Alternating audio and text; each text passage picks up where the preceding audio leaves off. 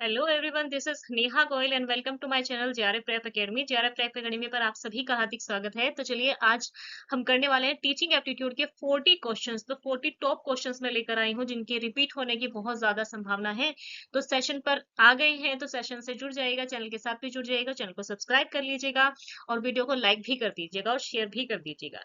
चलिए तो थोड़ा सा मेरे बारे में जान लेते हैं। मेरा नाम है नेहा गोयल, मैं एमए बीएड और नेट क्वालिफाइड हूँ, जेआरएफ क्वालिफाइड हूँ 2 बार।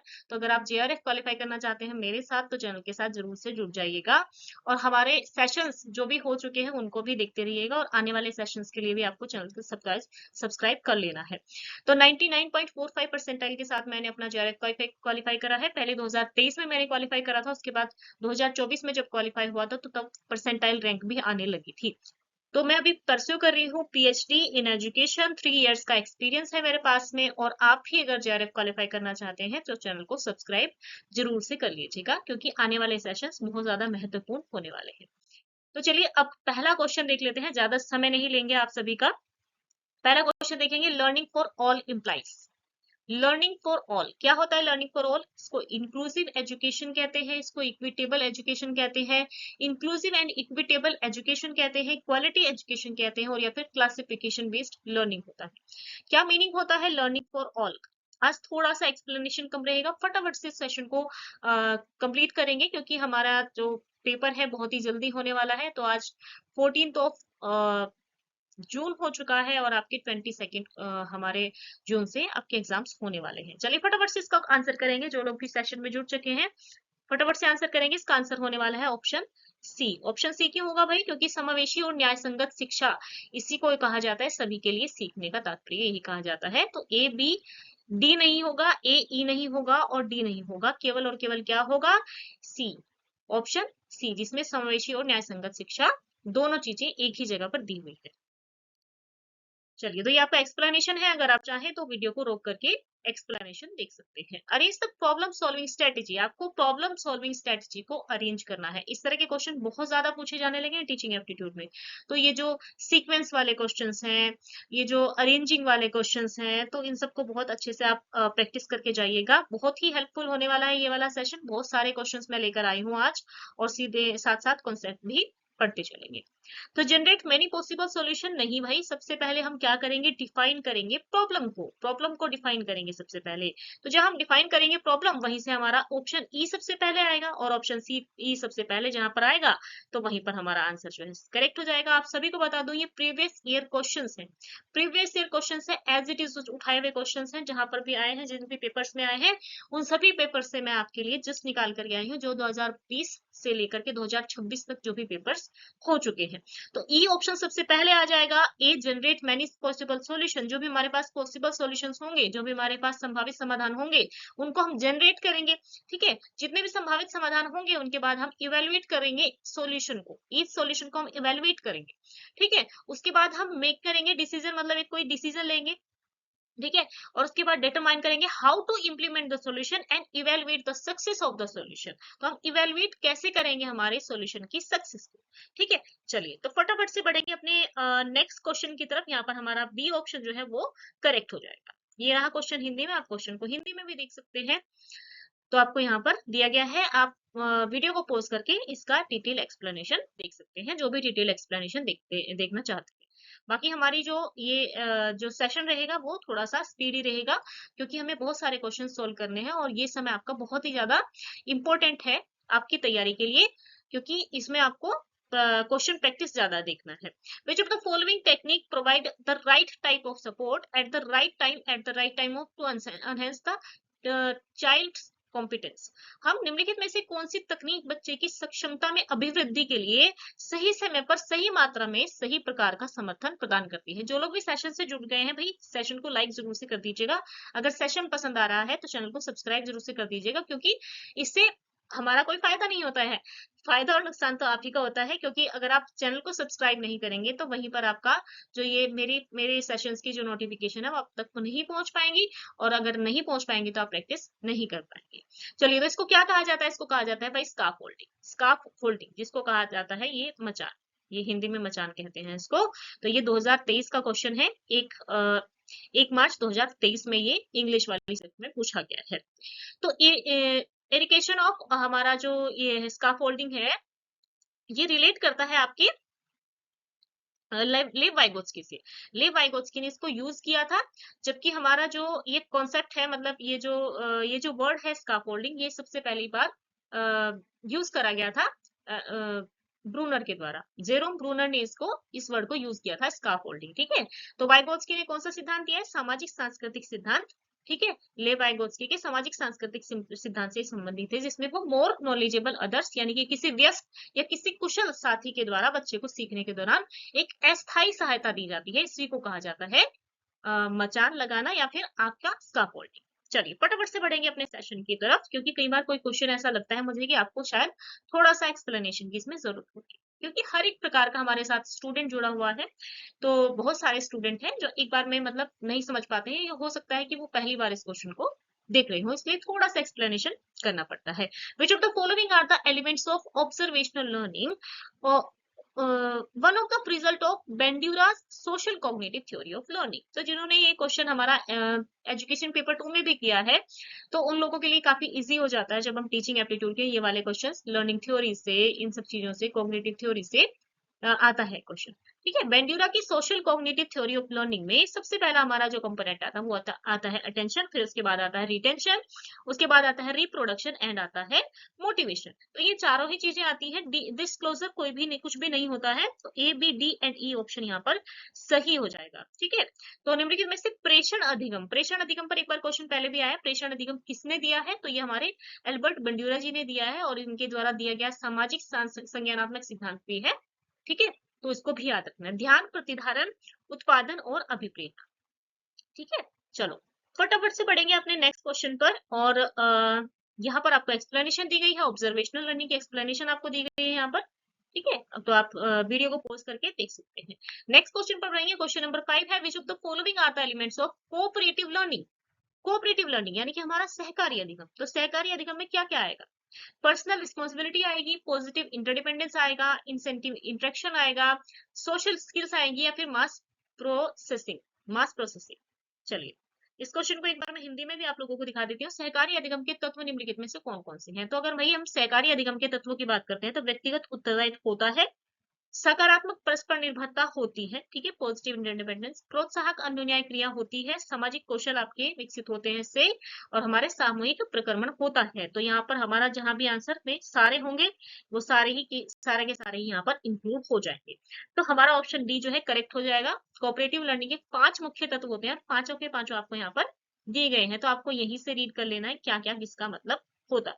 ठीक है, चलो यहाँ पर आप वीडियो को पॉज करके इसका आंसर देख लेंगे। और अगर आपको पीडीएफ चाहिए तो आप मुझे कमेंट सेक्शन में कमेंट करके कहेंगे कि भाई आपको पीडीएफ चाहिए। तो हमारा जो मैं एक जो हमारा लिंक है, टेलीग्राम ग्रुप है, ठीक है, उसका लिंक मैं आपको पिन कर दूंगी, तो आप पिन कमेंट में से आप हमारा ग्रुप ज्वाइन कर सकते हैं। चलिए, टाइप ऑफ लर्निंग थ्योरीज एक बार एक तरफ दी हुई है आपको, दूसरी तरफ आपको प्रोपाउंडर ऑफ थ्योरीज दिए गए हैं, मतलब सिद्धांत के प्रतिपादक दिए गए हैं। चलिए फटाफट से बताएंगे यहाँ पर क्या आंसर सही बनेगा। अल्बर्ट बंड्यूरा है, लेव वाइगोत्स्की है, जीन पियाजे है, और आपके बीएफ स्किनर है। Behaviour theory of learning, individual constructivist theory, ठीक है, सोशल कंस्ट्रक्टिविस्ट थ्योरी और सोशल कॉग्निटिव थ्योरी। फटाफट से इसका आंसर करेंगे, कौन सा आंसर यहाँ पर सही बनेगा। जीन पियाजे का क्या मानना है? Individual constructivist theory, individual constructivist theory जिसने दी है वो है जीन पियाजे। ठीक है, उसके बाद बिहेवियरल थ्योरी ऑफ लर्निंग की अगर हम बात करते हैं, तो बिहेवियरल लर्निंग थ्योरी आपकी किसने दी है? बीएफ स्किनर ने दी है। ठीक है, उसके बाद अगर हम बात करेंगे सोशल कंस्ट्रक्टिविस्ट थ्योरी, हमने अभी पीछे भी पढ़ा, तो हमारे लिए वाइगोत्स्की जी ने दी है। और अगर हम सोशल कोग्निटिव थ्योरी की बात करते हैं, तो अभी अभी हम पढ़कर आए हैं, जिन्होंने भी पहले क्वेश्चंस बहुत ही ध्यान से करे हैं, वो इस क्वेश्चन का बहुत ही इजीली आंसर बना पा रहे होंगे। सॉरी, ठीक है, ये आ जाएगा यहाँ पर, और हमारा ए ऑप्शन मैच हो जाएगा डी के साथ। ठीक है, तो हमारा क्वेश्चन का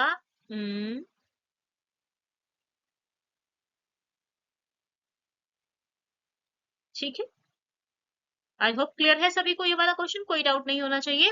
तो ये हमारा सही जो है मैच बन जाएगा। BF Skinner behaviour theory of learning, Jean पियाजे हमारे इंडिविजुअल कंस्ट्रक्टिविस्ट थ्योरी, क्योंकि इन्होंने इनका कहना है कि व्यक्तिगत व्यक्तिगत रूप से हमारी जो नॉलेज होती है उसका लर्निंग जो होती है व्यक्तिगत रूप से ही व्यक्ति जो है प्राप्त कर पाता है।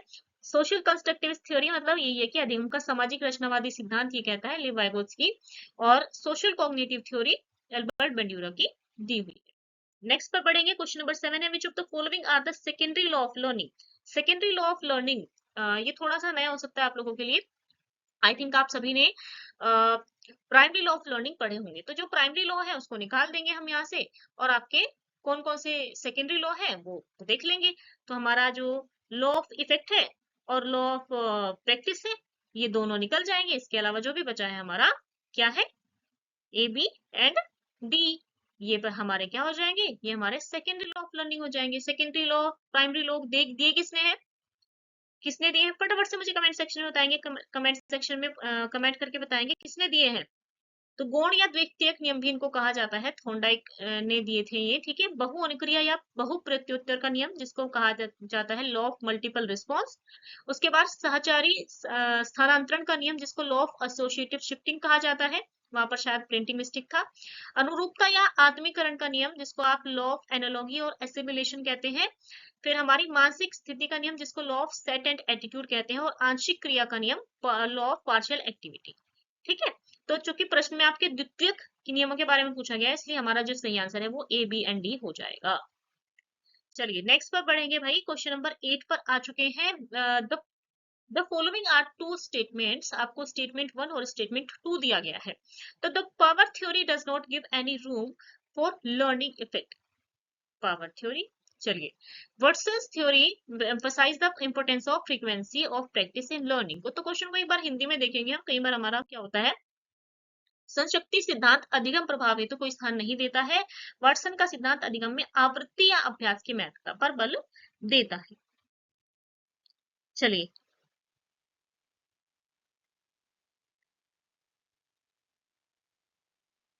फटाफट से बताएंगे यहाँ पर क्या आंसर करेक्ट होगा।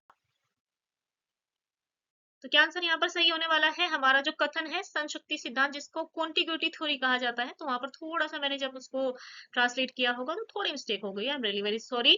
ठीक है, कॉन्टिग्यूटी थ्योरी जो है अधिगम प्रभाव हेतु कोई स्थान नहीं देता है, तो यह कथन सत्य है। उसके बाद है एडविन गुथ्री की, आपका कथन 2 के बारे में पढ़ते हैं। एडविन गुथ्री ने दिया था आपका ये जो कॉन्टिग्यूटी थ्योरी है ना, तो एडविन गुथ्री ने दिया था। तो एक आध बार क्वेश्चन थोड़ा सा और बाहर से आ जाता है, लेकिन आपको थोड़ा थोड़ा नॉलेज के बारे में होना चाहिए। तो संशक्ति सिद्धांत क्या मानता है कि सीखने के लिए केवल एक ही उद्दीपक, यानी कि आपका एक ही स्टिमुलस और एक ही रिस्पॉन्स के बीच में समय और स्थान की निकटता ही पर्याप्त होती है। थॉर्नडाइक का प्रभाव का नियम या पुरस्कार सजा को सीखने के लिए आवश्यक है, इसको नहीं मानते।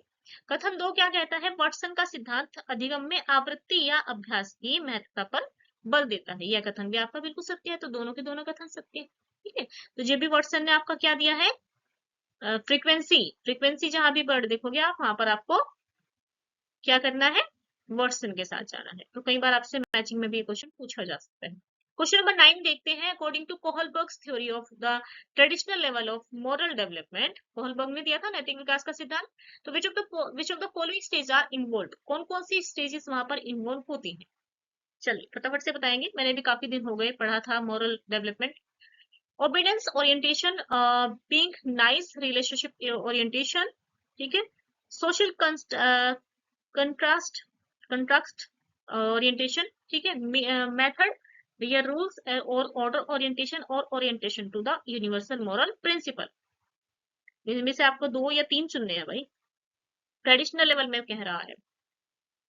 एक बार क्वेश्चन हिंदी में भी दिखा देती हूँ मैं, अगर हिंदी में है, ये रहा। परंपरागत स्तर संबंधी सिद्धांत के अनुसार निम्नलिखित में से कौन से चरण आपके सम्मिलित होंगे, फटाफट से कमेंट सेक्शन में आंसर करेंगे।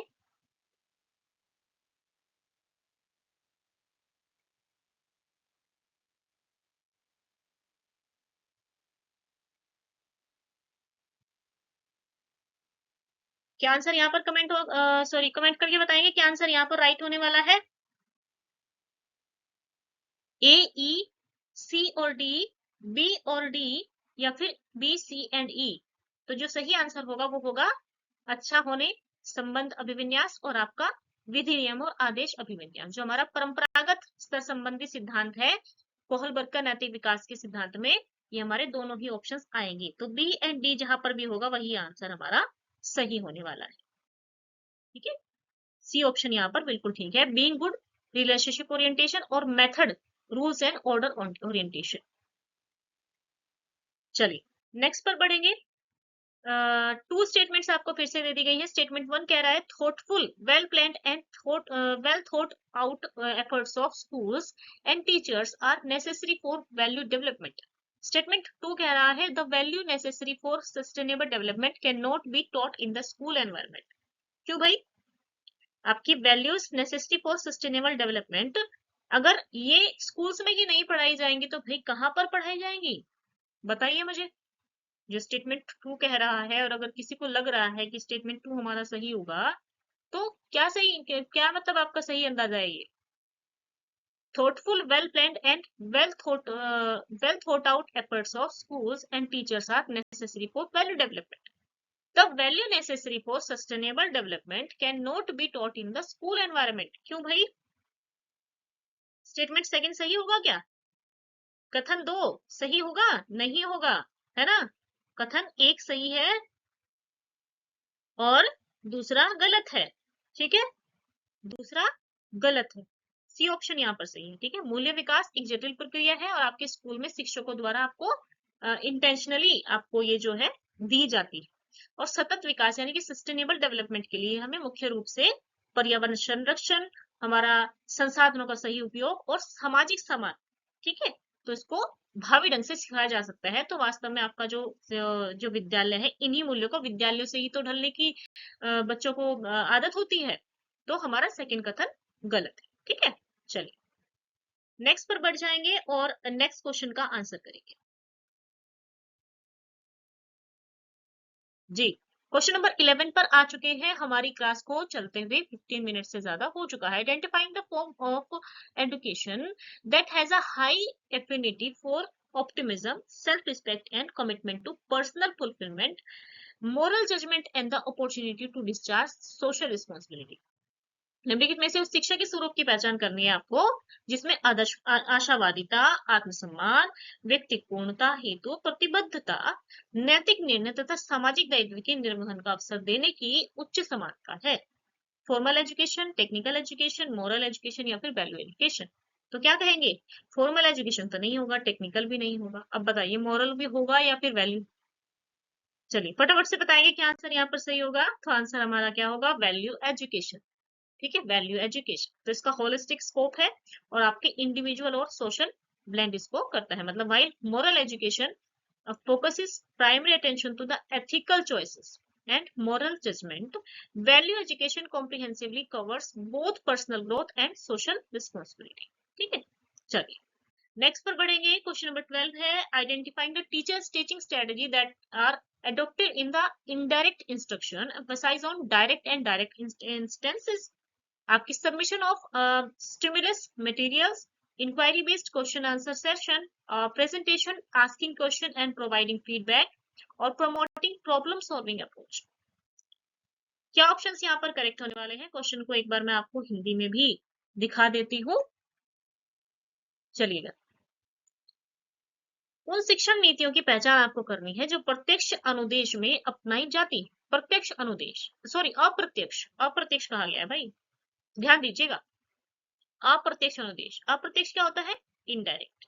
ठीक है, प्रत्यक्ष और परोक्ष दृष्टांतों पर बल दिया जाता है। बताइए अप्रत्यक्ष रूप से अगर आप लर्निंग कर रहे हैं तो बताइए क्या होगा आंसर यहाँ पर? प्रत्यक्ष और परोक्ष सिद्धांतों पर बल देंगे क्या? उद्दीपन सामग्री प्रस्तुत करना, पूछताछ आधारित प्रश्न उत्तर सत्र होना, प्रस्तुतिकरण प्रश्न पूछना व प्रतिपुष्टि प्रदान करना और समस्या समाधान उपागम को बढ़ावा देना। तो क्या आंसर यहाँ पर सही बनेगा? चलिए फटाफट से क्वेश्चन का आंसर करेंगे और बताएंगे।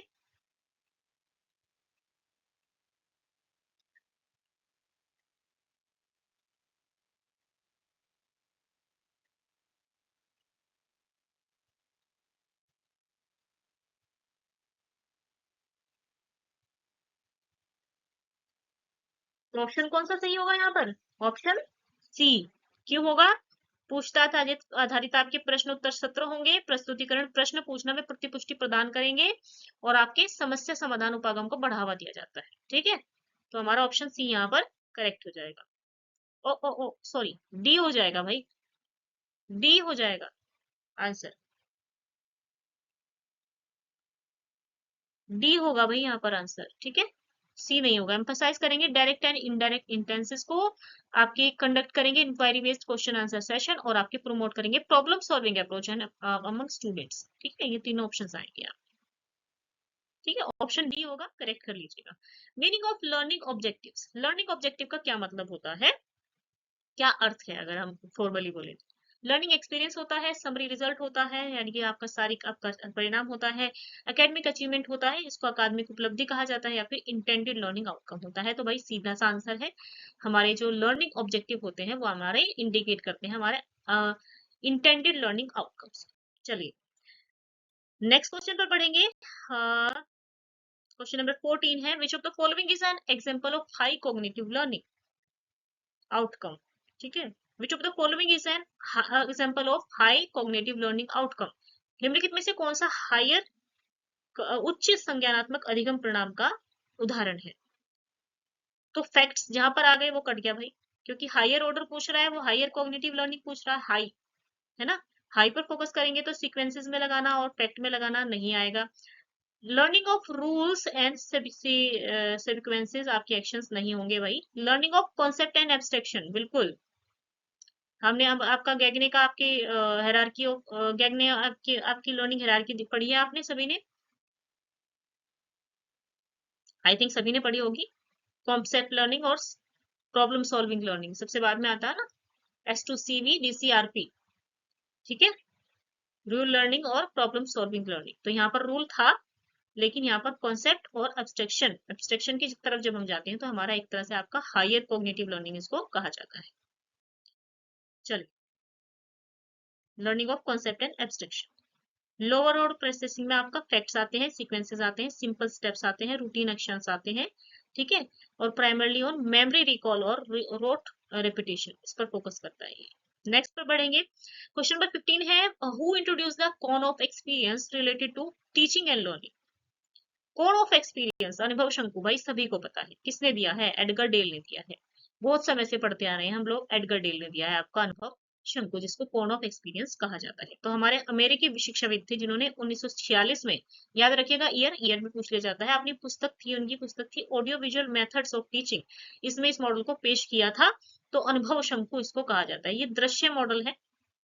ठीक है, तो इसका सिद्धांत जो है शिक्षार्थी के सक्रिय रूप से करके सीखने पर सबसे ज्यादा बल दिया जाता है। ये केवल पुस्तक पढ़कर या सुनकर जानकारी को याद रखने की क्षमता बच्चे में कम होती है, जितना ज्यादा वो करके सीखता है उतना ज्यादा आपका कोई भी चीज उसको नहीं सिखा सकती। लर्निंग बाय डूइंग के थ्रू अच्छा होता है सीखना। चलिए क्वेश्चन नंबर 16 है, आई होप आप सभी लोग नोट कर रहे हैं, जो क्वेश्चंस आपको नहीं आते हैं। 4 पिलर्स की बात हुई है यहाँ पर एजुकेशन के, जो डेलर्स कमीशन रिपोर्ट ने रिफ्लेक्ट किए हैं आपकी इंडियन वैल्यूज फॉर वसुधैव कुटुंबकम। वसुधैव कुटुंबकम जहां पर आया है भाई, वहां पर आपका learning to know, learning to do, learning to be. ठीक है, ये तीनों नहीं आएंगे यहाँ पर, हमारा जो आंसर होगा वो होगा लर्निंग टू लिव टुगेदर। ठीक है, इसमें ही वसुधैव कुटुंबकम की बात होगी, ये भारतीय मूल्य को दर्शाता है वसुधैव कुटुंबकम।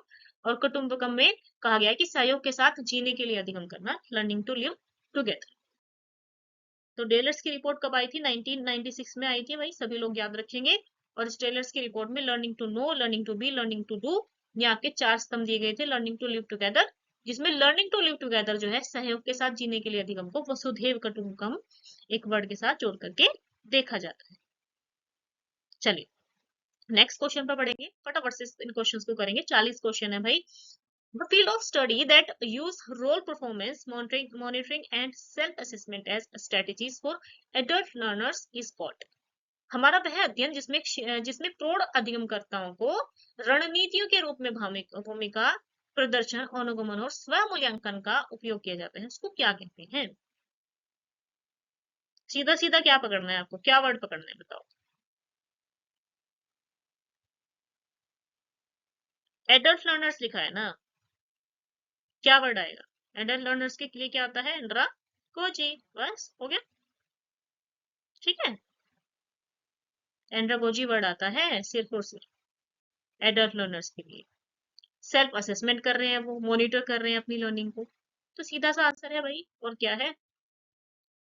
इस तरह से क्वेश्चंस देखने होते हैं, हमें कीवर्ड्स ढूंढने होते हैं। वही कीवर्ड्स वाली क्लास हो रही है आपकी, आपको बस ये देखना है कि कैसे आंसर बनेगा। एट व्हाट स्टेज, आपका जो थ्योरी वगैरह पढ़ने का समय था वो चला गया है अभी। Eight what stage of learners, और भी वीडियोस हैं हमारे चैनल पर, तो आप उनको भी विजिट करके देख सकते हैं। एक हमने घंटों के टॉपिक्स मिनटों में सीरीज चलाई हुई है, तो उसको भी विजिट करके आप देखिएगा, काफी सारी हेल्प मिलने वाली है वहां से आपको। ठीक है, काफी सारे कॉन्सेप्ट हमने बहुत थोड़े थोड़े समय में आपको एक्सप्लेन करे हैं। At what stage of learners development is there sufficient scope of the promotion of concept learning, अधिगमकर्ता के विकास की कौन सी अवस्था में संप्रत्य अधिगम यानी कि कॉन्सेप्ट लर्निंग के संवर्धन के लिए पर्याप्त गुंजाइश रहती है। इन्फेंसी, आपका चाइल्डहुड, ड्यूरिंग एडोलसेंस, और या फिर आपकी ड्यूरिंग प्री एडोलसेंस। तो क्या आंसर यहाँ पर सही होने वाला है भाई? 18 क्वेश्चन का क्या आंसर सही होगा यहाँ पर? तो हमारी जो किशोर अवस्था होती है, एडोलेसेंस पीरियड में हमारा जो बच्चा है कॉन्सेप्ट लर्निंग ज्यादा करता है। हमारा जो किशोर है वो कॉन्सेप्ट लर्निंग ज्यादा करता है, ज्यादा इफेक्टिव होती है उस समय। चलिए क्वेश्चन नंबर 19 देखेंगे। What should be the correct hierarchy of the following types of learning? Differentiated learning, signal learning, concept learning, problem solving learning और रूल लर्निंग। अभी मैं इसी हायरार्की की बात कर रही थी। आई होप आप सभी ने एक्रोनियम सुना होगा। तो अगर हम एक्रोनियम के हिसाब से चलें तो हमारा सबसे पहले आएगा सिग्नल लर्निंग, जहां पर बी पहले है वही हमारा आंसर हो जाएगा। लो, हो गया answer, signal learning. SR learning, signal learning, ये सबसे पहले ही आते हैं। ठीक है, तो जहां पर सिग्नल लर्निंग आ गया वही आ गया। S2 CV DC RP, S2 चला गया, इसमें सिग्नल लर्निंग है केवल, यहाँ पर एसआर लर्निंग नहीं है। CV, CV, C और V, यहाँ पर कोई सा भी C नहीं है। ठीक है, उसके बाद आएगा डी यानी कि डिफरेंशिएटेड लर्निंग आएगा। ठीक है, बी के बाद ए आ जाएगा, ये पहले नंबर पर आएगा, ये दूसरे नंबर पर आएगा। डी सी यानी कि फिर आ जाएगा concept learning. R P rule learning और प्रॉब्लम सोल्विंग लर्निंग। बस हो गया, ये रहा आपका आंसर, ये रहा आपके सामने आंसर। तो इस तरह से अगर आप एक्रोनियम और कीवर्ड्स पकड़ के चलोगे तो बहुत जल्दी आपका आंसर बनने लगेगा। ये आंसर यहाँ पर सबसे सही है। नेक्स्ट पर चलेंगे हम। गैगने के अनुसार अधिगम के पदानुक्रम है संकेत अधिगम, एसआर अधिगम, श्रृंखला अधिगम, मौखिक सहयोगी अधिगम, विभेदीकरण अधिगम, अवधारणा अधिगम, नियम अधिगम और समस्या समाधान अधिगम। ये आपके हिंदी वालों के लिए था, ये आपका इंग्लिश वालों के लिए। ठीक है, गाग्ने के अनुसार sign learning, SR learning, chaining, verbal association, differentiated learning, concept learning, rule learning और प्रॉब्लम सॉल्विंग लर्निंग। चलिए क्वेश्चन नंबर 20, हमारी 27 मिनट्स हो चुकी हैं क्लास को चलते हुए और हम 20th क्वेश्चन पर पहुंचे हैं। 20 क्वेश्चन ही और हैं होने हमारे, फटाफट से आगे बढ़ेंगे। विच of the following factors has been considered to be the most effective in terms of research evidence in the global context of optimizing learning outcome? हमारे अधिगम परिणामों को इष्टतम बनाने के लिए कौन कौन से कारक होंगे भाई? चलिए फटाफट से बताइए। सोर्स साक्ष्यों की दृष्टि से, मतलब आपकी रिसर्च एविडेंस की दृष्टि से हमारे ऑप्टिमाइजिंग लर्निंग आउटकम के लिए कौन कौन से आपके इफेक्टिव टर्म वो मानी गई है, इफेक्टिव आपके कारक माने गए हैं? गृह संबंधित कारक, विद्यालय संबंधित कारक, शिक्षक संबंधित कारक या फिर अनुपूरक प्रौद्योगिकी संबंधित कारक? तो जो सही आंसर होगा वो होगा शिक्षक संबंधित कारक। थोड़ा सा कठिन था ये वाला क्वेश्चन। ठीक है, टीचर रिलेटेड फैक्टर्स जो होते हैं, हमारा जो मुख्य कारण है इसका क्या है? शिक्षक का प्रभाव पड़ता है बच्चों पर। क्यों पड़ता है? वैश्विक शैक्षिक अनुसंधानों में, जैसे कि जॉन हैटी जी हैं, बहुत ही फेमस हमारे अनुसंधान करता है, उनका एक विजिबल लर्निंग अध्ययन से इन्होंने पता लगाया कि कक्षा के अंदर, मतलब हमारा जो क्लासरूम होता है उसके अंदर छात्र के सीखने के स्तर पर जो लर्निंग आउटकम होता है उसको हम बेहतर बना सकते हैं, उसको इफेक्टिव बना सकते हैं और ज्यादा अच्छा बना सकते हैं। उसमें हमारे शिक्षक की जो योग्यता होती है, हमारे शिक्षक का जो व्यवहार होता है और जो हमारे पढ़ाने का तरीका होता है, कैसे कैसे हम मेथड्स यूज करते हैं, तो उनको सबसे ज्यादा प्रभावशाली यहाँ पर माना जाता है। अन्य कारक आपके गौण है। कौन कौन से कारक? जैसे स्कूल का बुनियादी ढांचा हो गया, है ना, घर का माहौल हो गया, तकनीकी उपकरण हो गए, ये सब आपके सेकेंडरी फैक्टर्स हैं। सबसे पहले है आपका शिक्षक, जिस टीचर का इम्पैक्ट बच्चे पर पड़ेगा। कहते हैं ना कि फर्स्ट टीचर मदर होती है और सेकंड टीचर कौन होता है? जो हमारे स्कूल वाले टीचर होते हैं। ठीक है, तो हमारा जो बच्चा होता है सबसे पहले प्रभावित होता है अपनी माँ से और उसके बाद प्रभावित होता है अपने शिक्षकों से। ठीक है, तो हमारा कहते हैं ना कि वो गुरु गोविंद दो खड़े काके लागू पाए, बलिहारी गुरु आपने गोविंद दियो बताए। ठीक है, चलिए नेक्स्ट क्वेश्चन पर पढ़ेंगे। क्वेश्चन नंबर 21 है, as student grow up the study of social issues at the community state national international level can be made available to them, which model has been design to the purpose.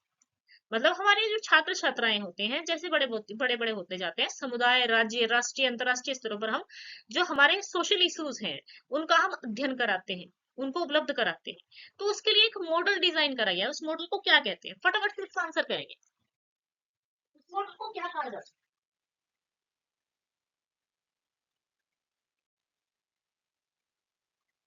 फटाफट से इस question का answer करेंगे, क्या answer यहाँ पर सही होगा?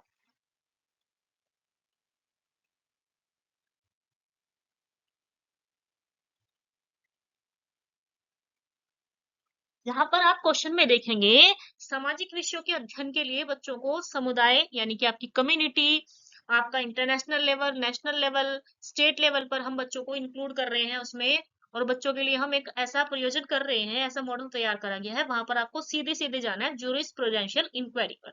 यहाँ पर हमारा जो सही आंसर होगा वो होगा ऑप्शन बी। जहां पर भी आप सामाजिक मुद्दे देखें और बच्चों का जिक्र वहां पर देखें कि छात्र छात्राएं जैसे जैसे मैच्योर होते जा रहे हैं, वहां पर हमारा समुदाय है, राज्य है, राष्ट्रीय, अंतर्राष्ट्रीय जो भी मुद्दे हमारे सामाजिक विषयों का अध्ययन है उनको उपलब्ध कराया जा रहा है कि मतलब आप उस पर अपनी राय दें। तो इसको मॉडल को कहा जाता है ज्यूरिस्प्रूडेंशियल इंक्वायरी। तो याद रखिएगा, विधि शास्त्रीय परीक्षा। डोनाल्ड ओलिवर और जेम्स पी शॉवर ने ये दिया था। ठीक है, ये वाला मॉडल इन्होंने दिया था, तो इनका नाम पहले भी पूछा गया है।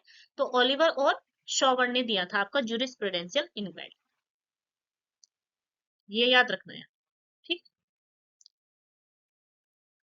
उन पर आपको क्या करा जाता है? सोशल इश्यूज पर बच्चों को विश्लेषण करने, मतलब उनका एनालिसिस करें, वो अपने तर्कसंगत विचार भी कहें, दे इसमें, है ना। और बच्चों को निर्णय लेने में मदद करने के लिए एक तरह से आपकी ये चलाया गया है।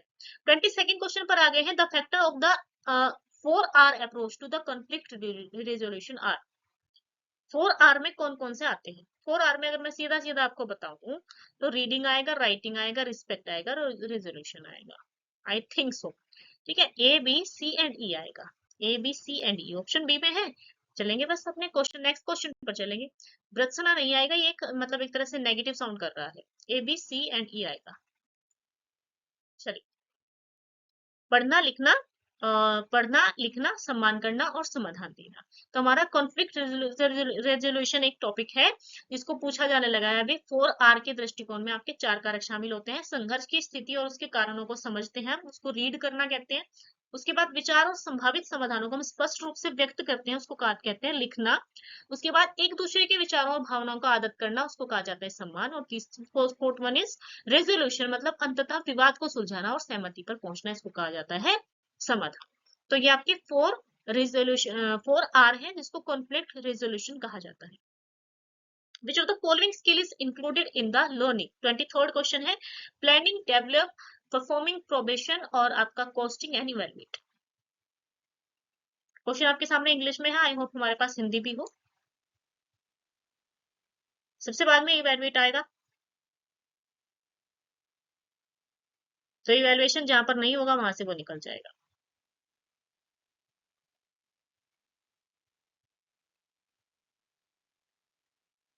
क्या आंसर यहाँ पर सही होगा? नियोजन करना, विकास करना, है ना, और मूल्यांकन करना। आई थिंक सो, यही होना चाहिए।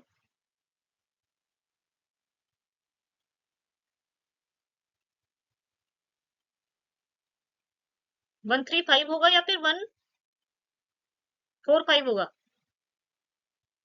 चलिए फटाफट से बताएंगे इसका क्या आंसर होगा। अधिसंज्ञान, मेटाकॉग्निशन की बात यहाँ पर हो रही है। नियोजन, परिवीक्षण और मूल्यांकन। आई थिंक ये वाला क्वेश्चन आपका आंसर आपका सही होना चाहिए, बी वाला। अधिसंज्ञान की बात यहाँ पर हो रही है, मेटा कॉग्निशन की बात हो रही है। Cognition, cognition allow the thoughts process related to learning and the problem solving. तो इसको आइडेंटिफाई करते हैं, स्टोर करते हैं, ऑर्गेनाइज करते हैं, प्रोबेशन करते हैं, प्लानिंग करते हैं, सीरियलाइजेशन करते हैं और इवेलुएट करते हैं। ठीक है, चलिए। अधिसंज्ञान अधिगम में समस्या समाधान से संबंधित विचार प्रक्रिया को हम व्यवस्थित और मूल्यांकित करने की अनुमति देते हैं। तो वहां पर हमारे जो 2 ऑप्शन थे वो नहीं आया, पर्यवेक्षण करना आया है, ठीक है, नियोजन करना भी आया है, और आपका मूल्यांकन करना भी आया है। तो 1, 3 एंड 5 यानी कि सेकंड ऑप्शन जो है वो सही हो गया। 24th क्वेश्चन है, which of the following specific respondent responses is said to occur without reinforcement and appears to evaluate a change in the way information is proceed। मतलब निम्नलिखित में से कौन सा विशिष्ट अनुक्रिया के सुदृढ़ीकरण के बिना घटित होना बताया जाता है और इनमें संसाधित की जाने वाली सूचना के तरीके में परिवर्तन शामिल प्रतीत होता है।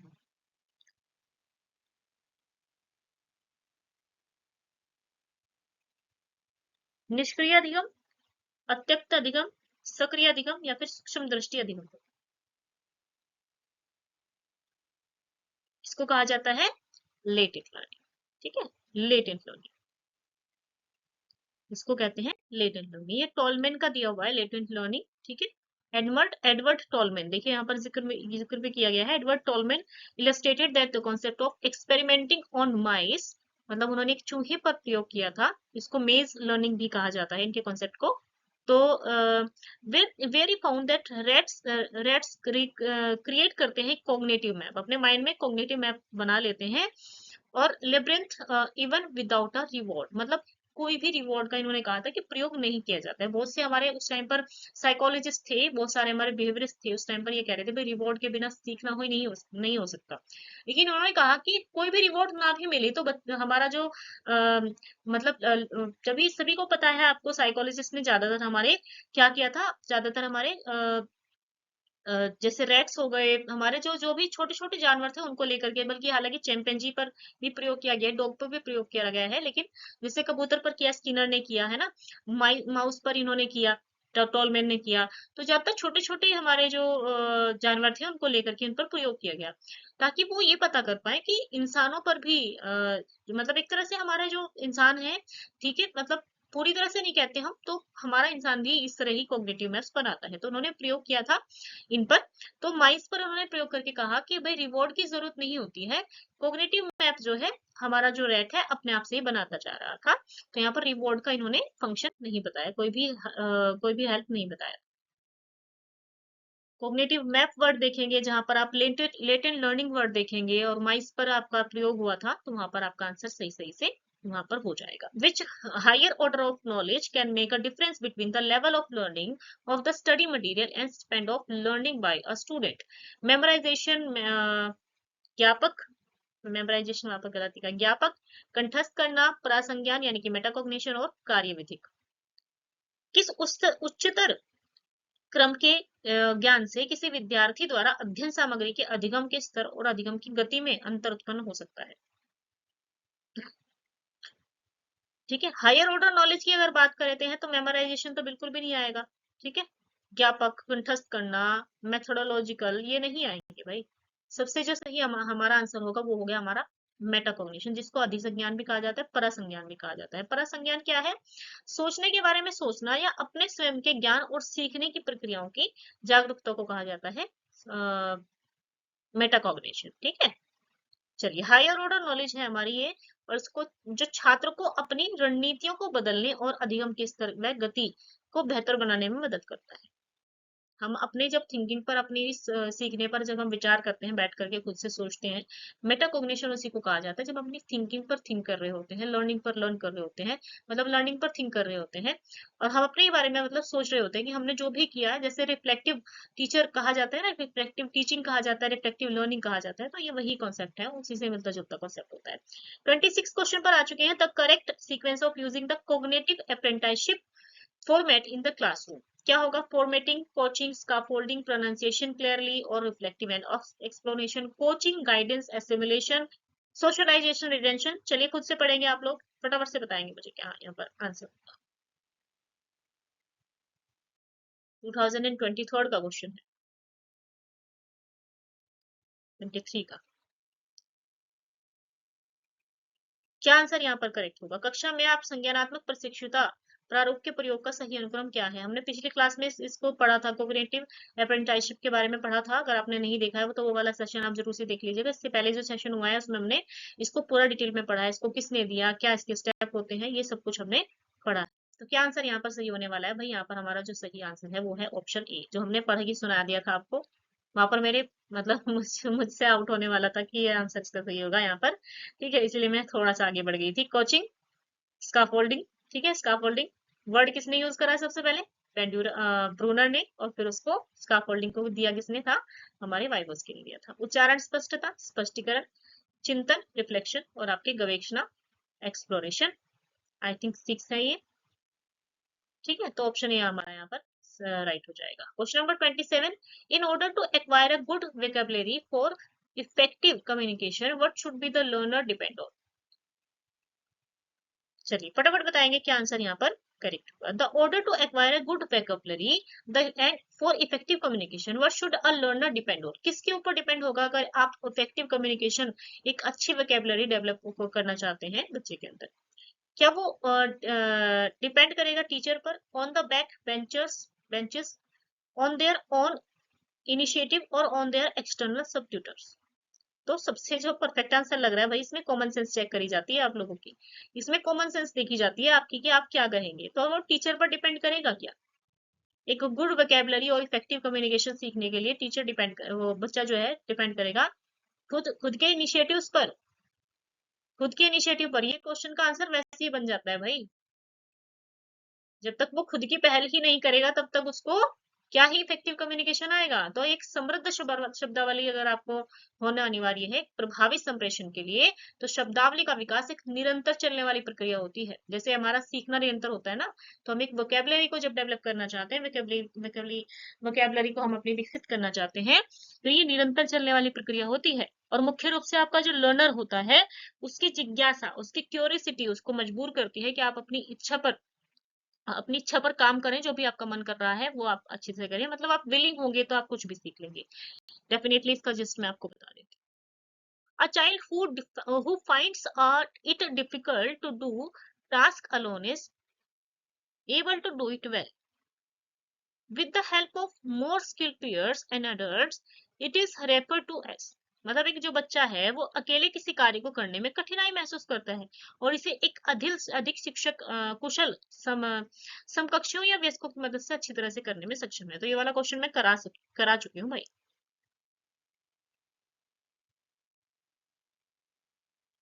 चलिए फटाफट से बताएंगे यहाँ पर क्या आंसर होगा। अलाइनमेंट होगा, सिमुलेशन होगा, इक्विलिब्रियम होगा, या फिर जोन ऑफ प्रॉक्सिमल डेवलपमेंट होगा?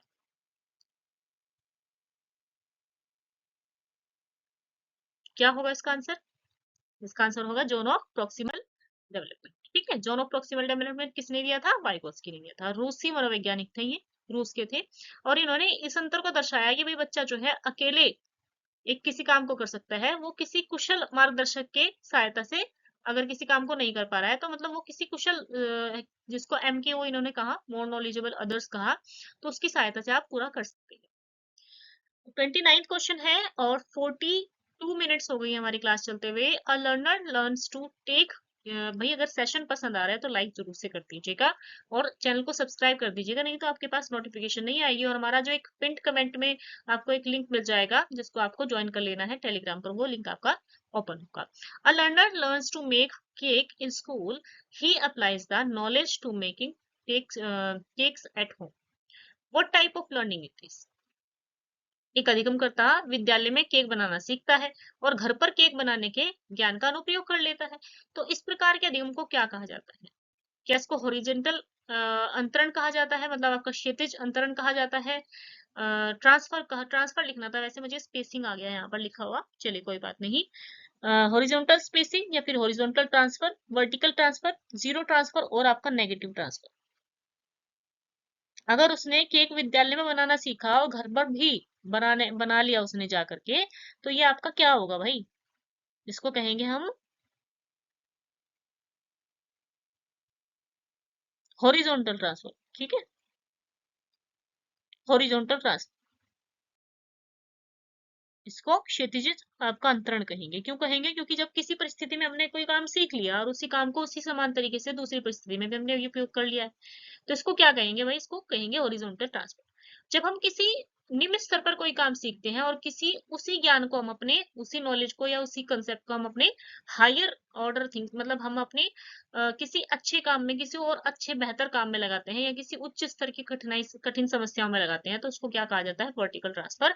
जीरो ट्रांसफर होता है जब किसी एक कार्य को आपने सीखा हुआ है और किसी दूसरे कार्य में ना तो वो बाधा बन रहा है ना ही वो हेल्प कर पा रहा है, तो ये आपका जीरो ट्रांसफर हो जाता है। ऋणात्मक अंतरण क्या होता है? जब आपने कोई काम पहले से सीखा हुआ है या आपने कोई स्किल सीखी हुई है, कोई ज्ञान है आपके पास में और आप जो नया स्किल सीख रहे हो या नई भाषा सीख रहे हो, कुछ भी आप सीख रहे हो नया, उसमें वो बाधा बन रहा है। जैसे आपको कोई लैंग्वेज पहले से आती है, तो आप क्या करेंगे? दूसरी लैंग्वेज जब सीखने जाएंगे तो कहीं ना कहीं आपके मुंह से बार बार अपनी वो जो लैंग्वेज है, अपनी मदर टंग है या फिर जिस भी भाषा में आप बात करते हैं, वो आपके मुंह से निकलती रहेगी।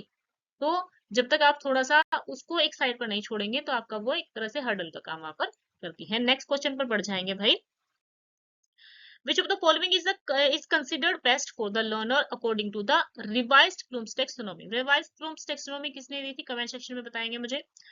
संशोधित ब्लूम की वर्गीकरण के अनुसार निम्नलिखित में से किस अधिगमकर्ता के लिए सर्वोत्तम माना जाता है?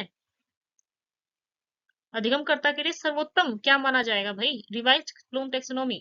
हमारी जो ब्लूम टेक्सोनोमी है वो इवेल्युएशन पर खत्म हो रही थी। ब्लूम टेक्सोनोमी में जो कॉग्निटिव डोमेन है वही दिया था ब्लूम ने। काफी सारे स्टूडेंट को ये भी कंफ्यूजन होता है ब्लूम टेक्सोनोमी सभी ब्लूम ने दी थी, नहीं भाई। ब्लूम टेक्सोनोमी ने सिर्फ और सिर्फ कॉग्निटिव लेवल दिया था। कॉग्निटिव लेवल को भी कुछ समय बाद एंडरसन एंड क्रॉथहोल ने हमारा थोड़ा सा मॉडिफाई किया था।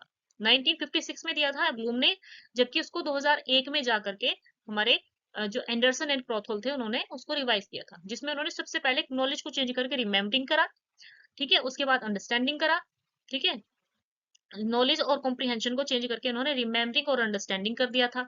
और सबसे बाद में जहां पर इवेल्युएशन था, एप्लीकेशन हटा करके उन्होंने क्या किया था? सिंथेसिस हटा करके उन्होंने क्या किया था बाद में? इवेल्युएशन मतलब रखे तो 6 स्टेप ही थे, बाद में उन्होंने क्रिएट डाल दिया था। तो अगर हम क्वेश्चन की बात करें तो यहाँ पर क्रिएटिंग सबसे बेस्ट होगा भाई, ठीक है। अंडरस्टैंडिंग ठीक है, अप्लाइंग भी आ गया था, एनालिसिस भी आ गया था, सिंथेसिस उन्होंने हटा दिया था। तो सिंथेसिस हटाने के बाद में 5 रह गए थे, 5 रहने के बाद में उसको बाद में क्रिएटिंग उसने जोड़ दिया था कि जब हम क्रिएट करेंगे कुछ बनाएंगे तो उससे हमारा जो है सृजन करेगा, जब बच्चा सृजन करेगा तो व्यक्ति जो है अधिगमकर्ता जो है सर्वोत्तम माना जाएगा। Remembering, understanding, applying, analysing, evaluating and creating, ये रहा आपका बिल्कुल पैटर्न है। आप वीडियो को पॉज करके इसको नोट कर सकते हैं। Non traditional learning is characterised by it is teacher oriented. Non traditional learning, non traditional का क्या मतलब होता है? नॉन ट्रेडिशनल का मतलब होता है जो हमारी परंपरागत ना हो या फिर गैर परंपरागत। परंपरागत मतलब हमारी पुरानी, ठीक है, पहले से चली आ रही। तो टीचर ओरिएंटेड नहीं हो सकती भाई। It's aim to improve quality बिल्कुल हो सकती है भाई। इट इज कॉस्ट इफेक्टिव, हाँ जी बढ़िया है। It is related to employment,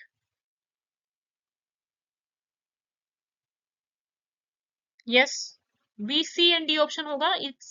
it take place on campus, नहीं भाई। नॉन ट्रेडिशनल है तो वो कहीं भी हो सकती है, कभी भी हो सकती है, टीचर ओरिएंटेड नहीं होती है।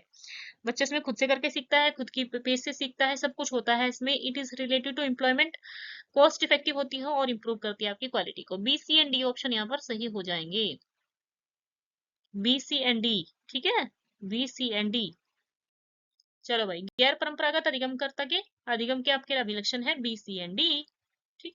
चलो नेक्स्ट पर बढ़ेंगे। हमारा जो यहाँ पर आपको थोड़ा सा डिटेल में दिया गया है, आप देख सकते हैं। वोकेशनल ट्रेनिंग वगैरह पे, स्किल डेवलपमेंट वगैरह पे फोकस करती है हमारी आजकल की जो लर्निंग है, नॉन ट्रेडिशनल लर्निंग, जिसको हम गैर परंपरागत अधिगम कहते हैं। And effective listener in a classroom resist करेगा डिस्ट्रैक्शंस को, want to be distracted, likes to filter the message और assess the delivery style to the message. हमारे किसी कक्षा में एक प्रभावी श्रोता है, ध्यान भंग होने का प्रतिरोध करता है, विचलन चाहता है, संदेश का निष्पादन करना पसंद करता है या फिर संदेश प्रदायगी शैली का आकलन करता है। तो हमारा जो सबसे सही आंसर होगा वो होगा ध्यान भंग करने का प्रतिरोध करता है। एक प्रभावी श्रोता जो होता है, जो भी चीज उसको डिस्ट्रैक्ट कर रही होती है उसको वो ओवरकम करने की कोशिश करता है, उससे डिस्ट्रैक्शन को मतलब हटाने का प्रयास करता है।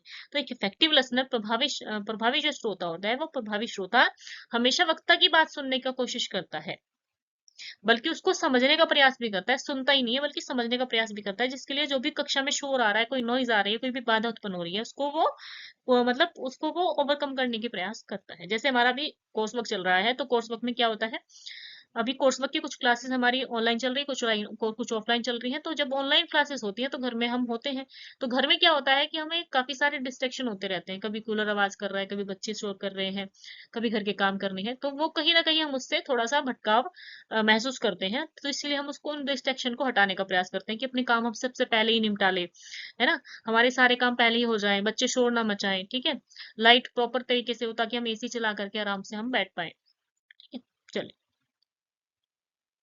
नेक्स्ट पढ़ेंगे, विच of the following phrases best describe blended learning, blended teaching. It involve teaching in the classroom by two teachers, नहीं भाई। It include online interaction through LMS only, नहीं, ये दोनों के दोनों ही नेगेटिव पॉइंट्स हो गए हैं भाई।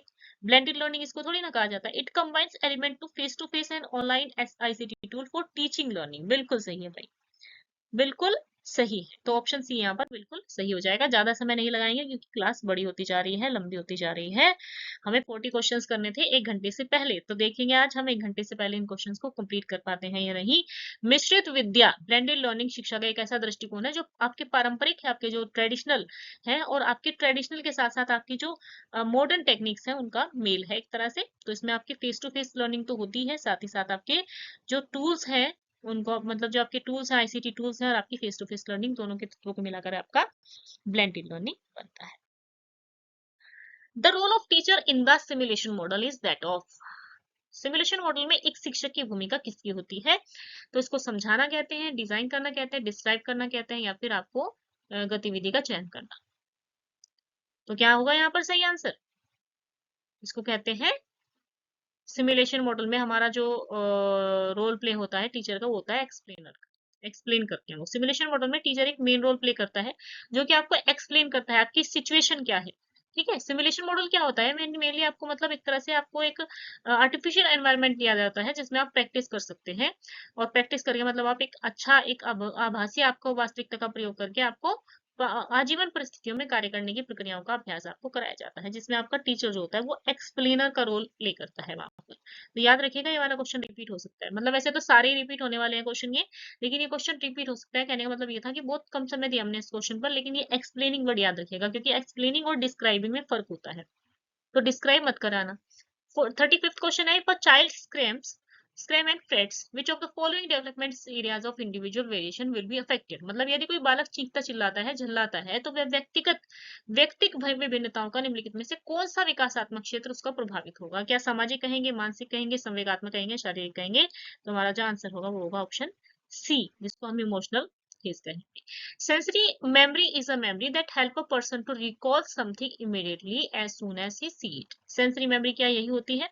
आप बताएंगे। स्टेटमेंट सेकंड है, semantic memory is the memory that help in storing and retrieving a collection of relationship between event of or group of ideas. In light of the above element बताएंगे, फटाफट से बताएंगे क्या आंसर यहाँ पर सही होने वाला है।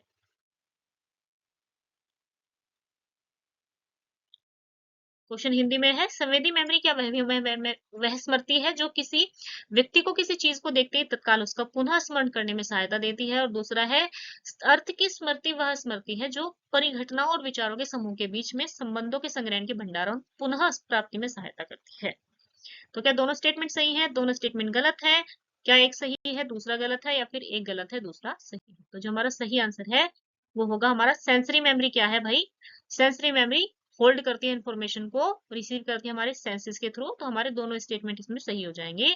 For a very short period of time, as soon as we see an object, तो हमारा इंप्रेशन आपका वो हो जाता है, ब्रेन पर पड़ता है। Storage capacity is very high, storage capacity की वेरी हाई होती है, लेकिन ड्यूरेशन जो होती है वो बहुत ही कम समय के लिए होती है, बहुत ही थोड़े समय के लिए होती है, लगभग 1 सेकंड के लिए। और अगर आपको न्यू इन्फॉर्मेशन चाहते हैं तो मतलब सबसे पहले आपको एंट्री वहीं से ली जाती है, उसके बाद ही धीरे धीरे करके वो सेमेंटिक मेमोरी जाती है। This memory helps to remember ideas, spirits, facts, आपके meaning and concept. It works and understand the relationship between object and event to store them. ठीक है, तो हमारे दोनों स्टेटमेंट हमारे यहाँ पर सही हो जाते हैं। नेक्स्ट पर चलेंगे types of characteristic. Types of characteristics आपको दिए गए हैं, डिस्क्रिप्शन ऑफ लर्नर दिया गया है, एकेडमिक कैरेक्टरिस्टिक दिए गए हैं, सोशल कैरेक्टरिस्टिक दिए गए हैं, इमोशनल और आपके कॉग्निटिव कैरेक्टरिस्टिक्स दिए गए हैं। The learner correctly encodes and decodes related messages. The learner select relevant facts from curriculum when needed. The learner works as a team member with peers. तो अगर हम peers की बात करते हैं तो peers जहां पर आ गए भाई हमारा social हो जाएगा ये, ठीक है। The learners begin to respect individual differences based on like and dislike of the classmates. तो इसको क्या कहा जाएगा? Emotional characteristics कहा जाएगा, I think so. The learners select relevant facts from the curriculum when it needed. तो academic characteristics हो जाएंगी इसकी। और the learner correctly encodes and डिकोड्स related messages, तो आपका कॉग्निटिव डोमेन से रिलेटेड हो जाएगा, तो ये हमारा बन जाएगा ए के साथ सेकंड आ जाएगा, बी के साथ थर्ड आ जाएगा, सी के साथ फोर आ जाएगा और डी के साथ वन आ जाएगा। तो एक बार देख लेते हैं, ये रहा आपका क्वेश्चन सामने, यहाँ पर ऑप्शंस भी हैं देखिएगा। तो हमारा अधिगमकर्ता क्या है, हमने लगाया था ए के साथ सेकंड लगाया था, बी के साथ थर्ड लगाया था, सी के साथ फोर लगाया था, ए के साथ सेकंड, बी के साथ थर्ड, सी के साथ फोर और डी के साथ वन। ये रहा ऑप्शन सी है भाई, हिंदी में देख लीजिएगा आप लोग, क्योंकि हमें सेशन को एंड करना है, ठीक है। तो सी ऑप्शन यहाँ पर करेक्ट हो जाता है। नेक्स्ट पर चलेंगे, 38 क्वेश्चन है। In the dash is the assessment which may also be seen as informal. Dash is assessment which may also be seen as informal. तो इनफॉर्मल भाई किस किस को कहा जाता है, दो को कहा जाता है इसमें। शायद हम ये वाला क्वेश्चन पहले भी कर चुके हैं, फॉर्मेटिव असेसमेंट और ऑब्जर्वेशन असेसमेंट। हमारा जो ऑब्जर्वेशन असेसमेंट होता है और हमारा फॉर्मेटिव असेसमेंट होता है, रचनात्मक मूल्यांकन होता है, दोनों ही आपके क्या होते हैं, ये इनफॉर्मल होते हैं, ठीक है। चलिए, rearrange the sequence to write a lesson plan. अगर आप लेसन प्लान बना रहे हैं तो आपको रीअरेंज करना है इनको। Lesson opening, pre planning, lesson layout, closure of lesson और एक्सटेंडेड प्रैक्टिस। चलिए फटाफट से बताएंगे यहाँ पर क्या आंसर सही होने वाला है। एक बार मैं आपको हिंदी में भी इसको दिखा देती हूँ, ठीक है। तो हमारा जो सेशन है वो समाप्ति की ओर चल रहा है। चलिए एक बार क्वेश्चन का आंसर देख लेते हैं। ऑप्शन डी होगा यहाँ पर आंसर। प्री प्लानिंग करेंगे, पूर्व योजना बनाएंगे, पाठ का आरंभ करेंगे, ठीक है। लेसन ओपनिंग करेंगे, फिर लेसन की लेआउट देखेंगे, पाठ की रूपरेखा देखेंगे, एक्सटेंडेड प्रैक्टिस मतलब विस्तृत अभ्यास करेंगे और फिर आप पाठ का समापन करेंगे। तो हमारा BACED यानी कि BACED डी ऑप्शन में था, यही हमारा करेक्ट आंसर हो जाता है। हम 40th क्वेश्चन देख लेते हैं। 40th क्वेश्चन क्या कह रहा है, which of the following technique provide the right type of support at the right time. Okay, ये वाला क्वेश्चन आई थिंक रिपीट हुआ है। 40 क्वेश्चन हमारे यहाँ पर करेक्ट हो जाते हैं। अगर आपको इसका सही आंसर पता है तो मुझे कमेंट सेक्शन में जरूर से बताएंगे। सेशन कैसा लगा मुझे कमेंट सेक्शन में बताएंगे और वीडियो को लाइक कर देंगे, शेयर कर देंगे सेशन को। आप लोग हमारा जो ये सेशन है इसके अंदर आपको एक लिंक मिल जाएगा। जब भी आप कमेंट सेक्शन को ओपन करेंगे तो कमेंट सेक्शन में आपको एक पिंट लिंक मिल जाएगा, वहां पर आपको क्लिक करना है, वो आपको रीडायरेक्ट कर देगा हमारे टेलीग्राम ग्रुप के साथ में। वहां पर आपको जरूर से जुड़ जाना है, क्योंकि सारी इंपॉर्टेंट इंफॉर्मेशन आपको काफी सारे हम जो भी रीडिंग मटेरियल है जो आप रीड करके थोड़ा सा मतलब आप नोट भी कर सकते हैं, कुछ आपके कुछ ट्रिक्स और टिप्स भी हम आपको दे रहे हैं आजकल, तो वहां पर आपको सभी चीजें मिल जाती हैं।